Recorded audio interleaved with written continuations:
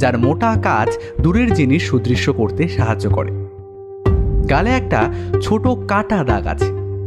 মাথার চুল এক পাশে ঠেলে আছড়ানো, যার প্রায় বেশিরভাগই পাকা। তার একটা দাঁত সোনা দিয়ে বাঁধানো। ঘরে ঢোকার আগে তিনি খোলা দরজায় একবার নক করেন, তারপর বাইরেই জুতো খুলে আসতে যাচ্ছিলেন। ব্যোমকেশ বাধা দেওয়ার পর জুতো পরেই তিনি ভিতরে আসেন। তবে ব্যোমকেশের মনে হচ্ছিল তার হাতে একটা লাঠি থাকা দরকার ছিল। এরপরেও ব্যোমকেশ আরও অনেক বর্ণনা দিয়েছিল, যা শুনতে শুনতে আমি প্রায় অবাক হয়ে যাচ্ছিলাম। সামান্য সময় এতটা পর্যবেক্ষণ শুধু ব্যোমকেশের পক্ষেই সম্ভব। এবার তাহলে আসল কথাটা বলি। ভদ্রলোকের নাম মাধব অধিকারী, বাঙালি। তার আদি নিবাস পূর্ববঙ্গে। সেখান থেকে কাজের সূত্রে এখানে আসা। তারপর লোহা লক্করের ব্যবসায় বিস্তর মুনাফা করে নিয়ে এখন এখানেই থেকে গেছেন। তার এক ছেলে আছে, তার নাম সনাতন। তাছাড়া স্ত্রী আর আছে একটা বিধবা বোন। মাসখানেক আগে ব্যবসায় তার একটা বড় ক্ষতি হয়। কোনো একজনের সাথে শেয়ারে অন্য একটা ব্যবসা করছিলেন। সেই ব্যবসায় ক্ষতির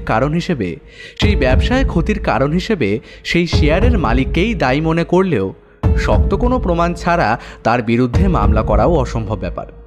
তাই তিনি সে পথে আর হাঁটেননি, বরং তার সাথে ভালোভাবে কথা বলে একটা মীমাংসার দিকে আসতে চান। এ অবস্থায় হঠাৎ করেই তার মনে হতে থাকে কেউ বা কারা যেন তার উপর নজর রাখছে। তিনি বাড়ি থেকে কারখানায় যাওয়ার পথে কিংবা বাড়িতেও মাঝে মাঝে তার মনে হয়েছে এই ব্যাপারটা। এবার তিনি পুলিশকে সমস্তটা জানিয়ে সাহায্য চাইতেই পারতেন, কিন্তু তাতে তার মনে হয়েছে ব্যাপারটা আরও জটিল হয়ে যাবে। তাই এই বিষয়ে তিনি ব্যোমকেশের সাথে পরামর্শ করতে এসেছেন।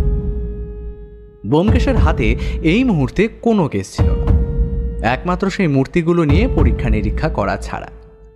কিন্তু একজন লোকের সামান্য মনে হয়েছে যে কেউ তার উপর নজর রাখছে, তা নিয়ে নড়াচড়া করতে সে মোটেই রাজি নয়। অন্তত এটা আমার ভাবনা ছিল। কিন্তু ব্যোমকেশ যখন বলল, কেসটা নেওয়া দরকার ছিল অজিত, কেসটা নিলে হয়তো ভদ্রলোককে এভাবে সমস্যায় পড়তে হতো না। আমি বিছানায় উঠে বসেছিলাম। এই কয়েকদিনে আমার শরীর কিছুটা সুস্থ। ডাক্তারের মতে জলের জন্য পেটের কোনো সমস্যা হয়েছে, তাই এই জ্বর। আমি বললাম, সমস্যাটা কি?